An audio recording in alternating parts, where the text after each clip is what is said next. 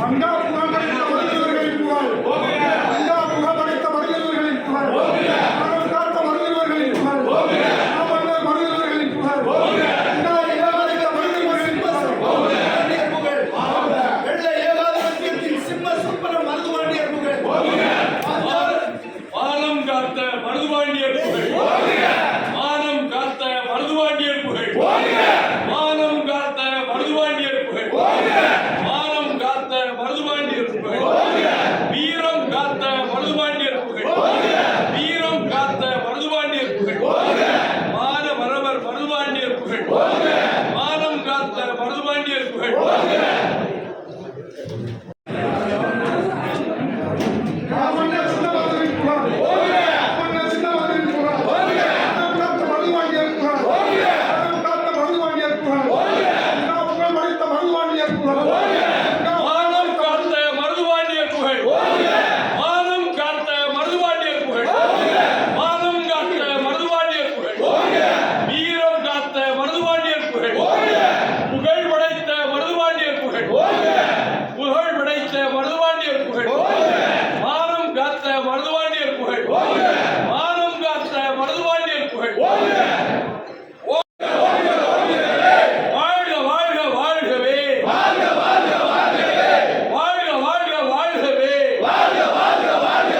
மருதுபாண்டியர் புகழ் வாழ்கவே, மருதுபாண்டியர் புகழ் வாழ்கவே, மருதுபாண்டியர் புகழ் வாழ்கவே. மதித்து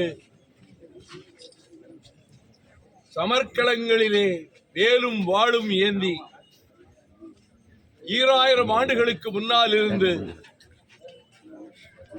இந்த தாய் தமிழகத்தினுடைய மானத்தையும் வீரத்தையும் காத்து நின்ற மாமன்னர்கள் வரிசையில் பாஞ்சாலங்குறிச்சி அழிந்த பிறகு, வீரபாண்டிய கட்டபொம்மன் கயத்தாற்றிலே தூக்கிலிடப்பட்ட பிறகு, போர்க்களத்திலே மடிய நேரிடும் என்று உணர்ந்தும் அறிந்தும்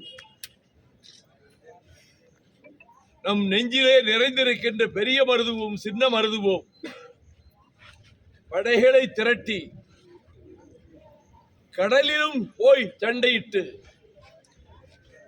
3 போர்க்களங்களிலே வெள்ளையர்களை வீழ்த்தி, பின்னர் அவர்களிடம் பீரங்கிகள் நவீன ஆயுதங்கள் ஏராளமாக இருந்ததனால் இறுதி போர்க்களத்திலே தோற்க நேரிட்டு சின்ன மருதுவருடைய தொடையெலும்பை துப்பாக்கி குண்டுகள் முடமாக்கிய நிலையில் இரும்பு கூண்டுக்குள்ளே அவர் அடைக்கப்பட்டு அருகிலே பெரிய மருதுவும் இழுத்துக் கொண்டு வர, இந்த திருப்பத்தூர் எனும் இந்த வீர பூமியில் மருதிருவரும் மற்றும் 500 வீரர்களும் ஒரே நேரத்தில் 1801ஆம் ஆண்டு அக்டோபர் மாதம் இதே 24ஆம் நாள் தூக்கிலிடப்பட்டனர்.